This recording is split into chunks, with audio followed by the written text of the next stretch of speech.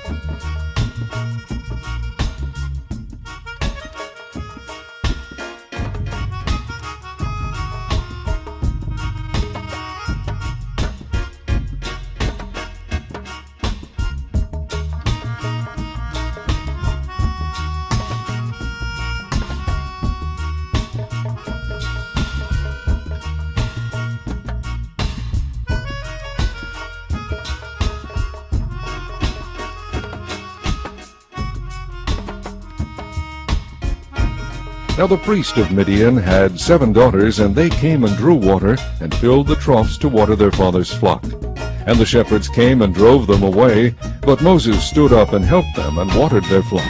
And when they came to Reuel their father, he said, How is it that ye are come so soon today? And they said, An Egyptian delivered us, an Egyptian delivered us.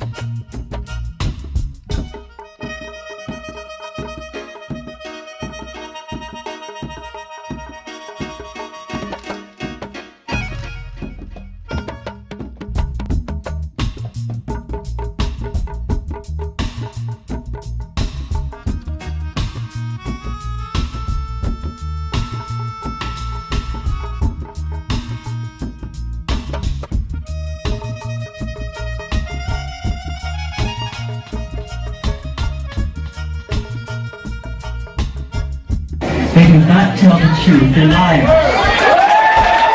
And they manipulate our history books. The history books are not true. It's a lie. The history books are lying. You need to know that. You must know that.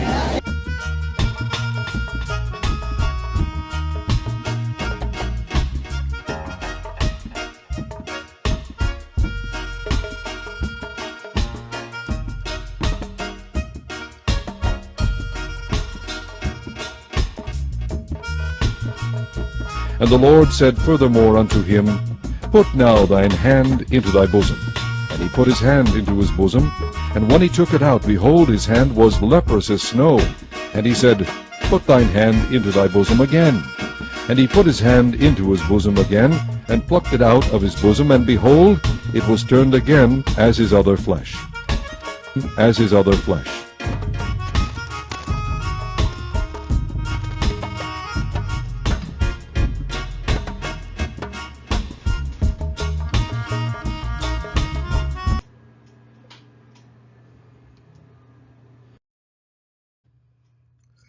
Now, it has to be understood as simple as it may appear.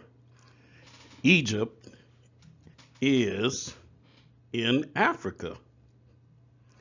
The relationship between the Egyptians and the Hebrew Israelites is one of vital importance. For one, it was the Hebrews that eventually and prolifically populated the land of Egypt. And the large growth of the Hebrew population became a major concern to Pharaoh, even to the point of hysteria.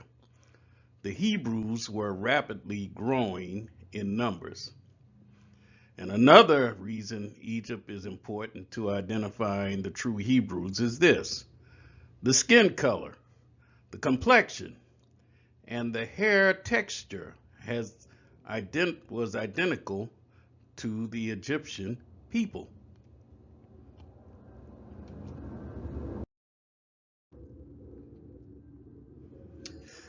But the racial identity of the Hebrew Israelites is clearly established. The Hebrews and the Egyptians were an entirely different race of people. This is the reason why Moses was able to pass as the son of the daughter of Pharaoh. There is no doubting the presence of the Hebrews in Egypt as slaves. They were depicted along with the Egyptians on the monuments, the walls, and even in the temples. But they were not identically or racially Egyptian or even African, though they were in every way identical. But they were very much a part of the Egyptian civilization and population. And finally, the Hebrews depicted on the walls along with the Egyptians are now known today as Negroes.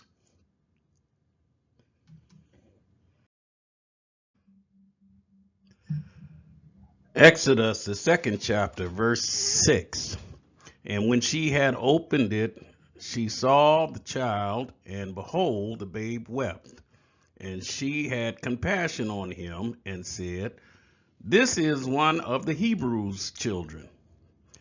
Exodus, the third chapter, verse 18. And they shall hearken to thy voice, and thou shalt come, thou and the elders of Israel, unto the king of Egypt, and ye shall say unto him, The Lord God of the Hebrews hath met with us, and now let us go, we beseech thee, 3 days' journey into the wilderness, that we may sacrifice to the Lord our God.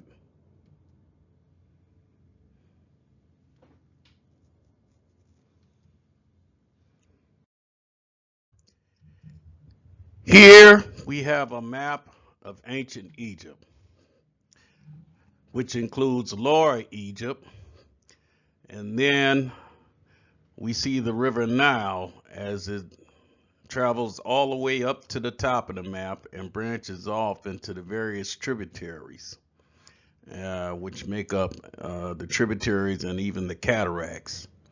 And on the right side, of course, we have the Sinai Peninsula.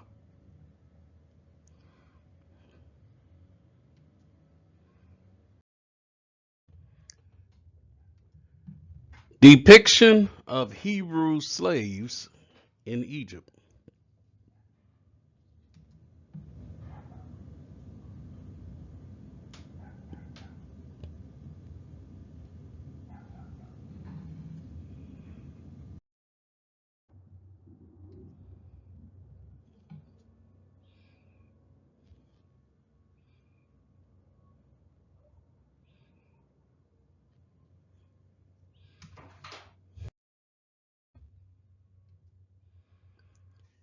Here we have depicted a Hebrew slave.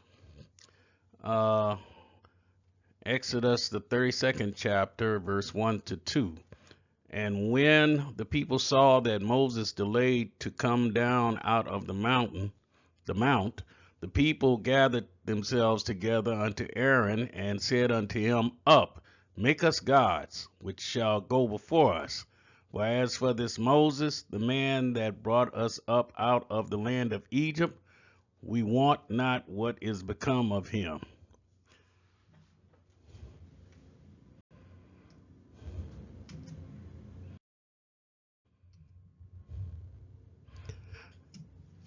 Now, notice this picture of this Hebrew slave that's depicted in Egypt. You notice that Strong's Greek and Hebrew dictionary, the Hebrew word for girdle is abne. That'll be Strong's number 73, meaning a belt or a girdle. Exodus 39th chapter, verse 29, and a girdle of fine twined linen and blue and purple and scarlet of needlework as the Lord commanded Moses. And so we have here on the garments of the Hebrew slaves that are depicted in Egypt, Numbers the 15th chapter, verse 37 to 38. And the Lord spake unto Moses, saying, Speak unto the children of Israel, and bid them that they make them fringes in the borders of their garments throughout their generations. Strong's Greek and Hebrew dictionary number 6734, which is tasit, a tassel, or translated a tassel, fringe, or lock.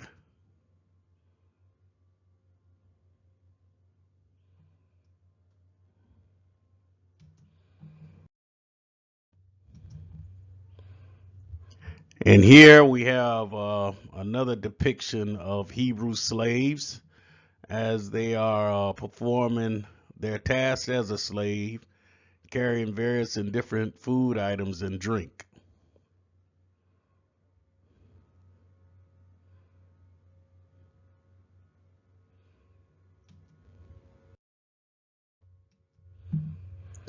And here again, we have a picture here. Have pictured here Hebrew slaves. Now the Europeans call them Nubians when they are actually the true Jews or Hebrew Israelites that were enslaved in Egypt.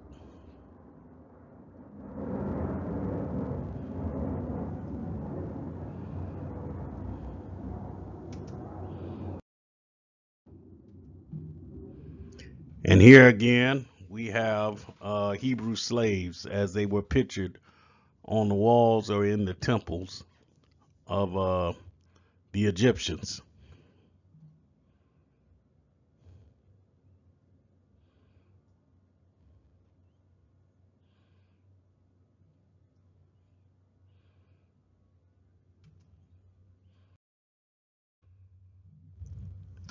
So now next, the children of Israel's racial identity and their skin complexion and color as it is seen in the scriptures.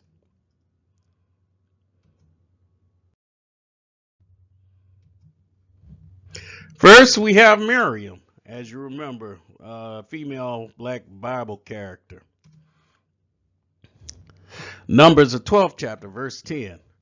And the cloud departed from off the tabernacle, and behold, Miriam became leprous, white as snow. And Aaron looked upon Miriam, and behold, she was leprous.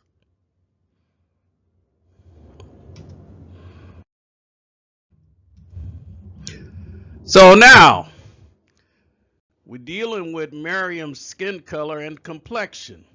Again, we know Miriam was a black woman because of the way God punished her for causing an insurrection against Moses with her brother Aaron. She became a leper, and we know that this disease turns the flesh white. So what was her original skin color before God caused her to be a leper?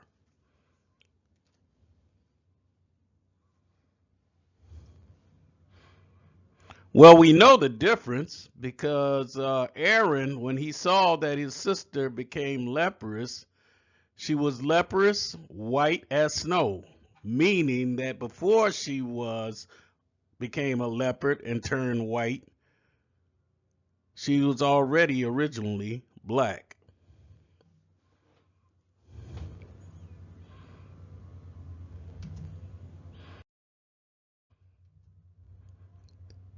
And here again, we have Hebrews who have became leopards. 2 Kings, the 5th chapter, verse 27. The leprosy, therefore, of Naaman shall cleave unto thee, and unto thy seed forever. And he went out from his presence a leper, as white as snow, meaning that his original skin color had to be black.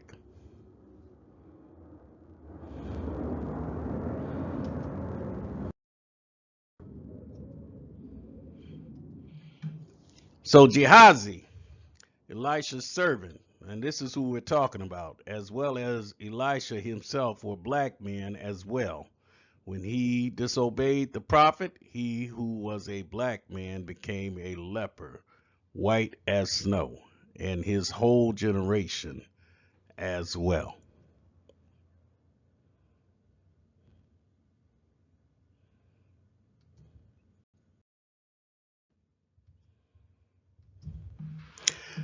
And we also have Job,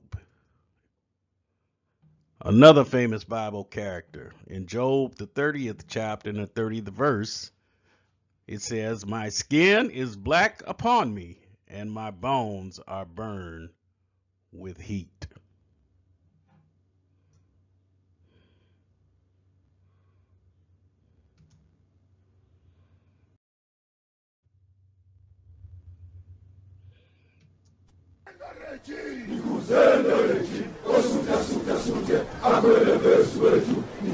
So we continue on to our next slide presentation.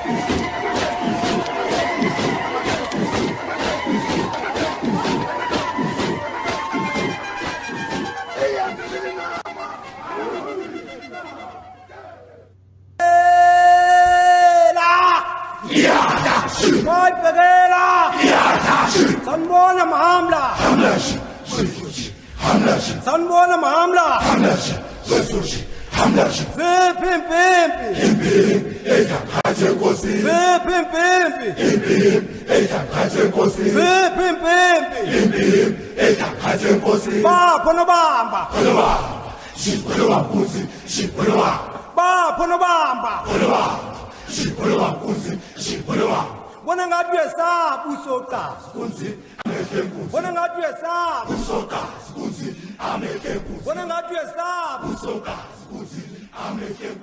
dressed up,